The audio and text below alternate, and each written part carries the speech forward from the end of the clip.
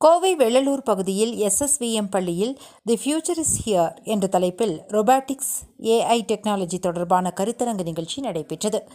இந்த நிகழ்ச்சியில் திரைப்பட இயக்குனர் லோகேஷ் கனகராஜ் கலந்து கொண்டு மாணவர்களின் கேள்விக்கு பதிலளித்தார். படம் பார்த்துதான் வாழ்க்கையை கற்றுக்கொள்ள வேண்டுமென்றால் அது என்னை பொறுத்தவரை சரியானது இல்லை. ஒரு சினிமா நம்மை இன்ஃப்ளூயன்ஸ் செய்தால் நாம் வளர்ந்த விதமே தவறாகிவிடும். அப்பா அம்மா இருக்கும்போது ஒரு படம் நம்மை எப்படி மாற்றிவிடும். படம் என்பது ஒரு பொழுதுபோக்குதான். ஒரு படம் நம்மை சிந்திக்க வைக்கலாம், ஆனால் அது மட்டுமே போதாது என்றார். தொடர்ந்து செய்தியாளர்களுக்கு பேட்டியளித்த அவர், இந்த வயதிலேயே மாணவர்கள் பேட்டன்ட் வாங்கி ஆய்வுகள் பற்றி பேசியது பெரிய விஷயம் என்றார். சினிமா துறையில் ஏஐ குறித்தான கேள்விக்கு, ஏஐ டாமினேட் இருக்காது, ஆனால் அதன் உதவி இருக்கும். ஏஐ டெக்னாலஜியை பயன்படுத்திக் கொள்வதுதான் புத்திசாலித்தனம் என்றார். புதிய தொழில்நுட்பம் வரும்பொழுது காலப்போக்கில் நாம் பழகிக் கொள்வோம் என்றும், தொழில்நுட்பத்தை நாம் எந்த அளவிற்கு பயன்படுத்துகிறோம் என்பது நம்முடைய கையில்தான் உள்ளது என்றார். கருத்தியல் ரீதியான விஷயங்கள் குறித்து இயக்குனர் வெற்றிமாறன் பேசிய போது, இது தொடர்பான கேள்விக்கு வெற்றிமாறன் கூறியது அவருடைய கருத்து என்றும், நான் இப்பொழுதுதான் தயாரிப்பு நிறுவனத்தை துவக்கியுள்ளேன், ஆனால் அவர் அதிக படங்களை செய்துள்ளார் என பதிலளித்தார்.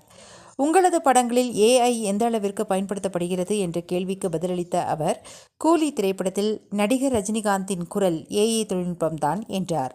பலரும் ஏஐ தொழில்நுட்பத்தை பயன்படுத்தி வருவது குறித்தான கேள்விக்கு, நான் அனிருத்தை பயன்படுத்தி வருகிறேன், அதனால் ஏஐ தொழில்நுட்பத்தை பயன்படுத்த வேண்டிய தேவையில்லை. நானும் அனிருத்தும் நடிப்பது குறித்து அருண் மாதேஸ்வரன் தான் கூற வேண்டும் எனவும் தெரிவித்துச் சென்றார். நிறைய ஈவெண்ட்ஸ் போயிருக்கேன். பட் ஆனால் முதல் முறையாக எனக்கு தெரிஞ்சு இவ்வளோ பெரிய ஒரு ஈவெண்ட்டை ஒரு ஸ்கூல் ஆர்கனைஸ் பண்ணி அது எல்லாத்தையும் தாண்டி அங்கே அந்த பசங்க அவங்க இந்த வயசுலேயே பேட்டன்ட்லாம் வாங்கி அவங்களோட ரிசர்ச்சை பற்றி பேசினதெல்லாம் ரொம்ப பெருமையாக இருந்தேன். அந்த என்னை இங்கே கூப்பிட்டதுக்கு நான் தான் ஆக்சுவலி பெருமையாக இருக்கேன், ஃபீல் பண்ணுறேன். தேங்க்யூ.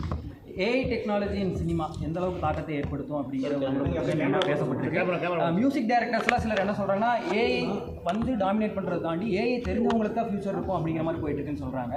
ஈவன் இப்போ சமீபத்தில் ரொம்ப பேசப்பட்ட ஒரு படம், ஹிந்தி படம் ஒன்று, பேர் சொல்ல விரும்ப, அதோட கிளைமேக்ஸ் எழுதுறதுக்கு நிறையா சினாரியோஸ் வந்து ChatGPT கிட்டலாம் கேட்டோங்கிற மாதிரி சொல்லியிருந்தாங்க. So in future direction, screen play இந்த மாதிரி விஷயங்களுக்கும் ஏஐ டாமினன்ஸ் இருக்குமா? டாமினன்ஸ் இருக்காது, ஹெல்ப் இருக்கும். ஏஐயோட ஹெல்ப் இருக்கும், ஏஐயோட சப்போர்ட் இருக்கும். அது ஒரு டெக்னாலஜி இல்லை, ஸோ அதனால் அதோட ஹெல்ப் யூஸ் பண்ணிக்கிறது தான் புத்திசாலித்தனம்னு நான் நினைக்கிறேன். அது யூஸ் பண்ணுறவங்களை பொறுத்து. அது எல்லா டெக்னாலஜியுமே என்றைக்கு இருந்தாலும் முதல்ல வரும்போது நம்ம வெளியிலேருந்து பார்ப்போம், அதுக்கப்புறம் நம்மளே அது கூட அடாப்ட் ஆகிப்போம். அது நம்ம எவ்வளோ யூஸ் பண்ணிக்கிறோம், என்ன பண்ணிக்க போகிறோங்கிறது நம்ம கையில் தான் இருக்குல்ல.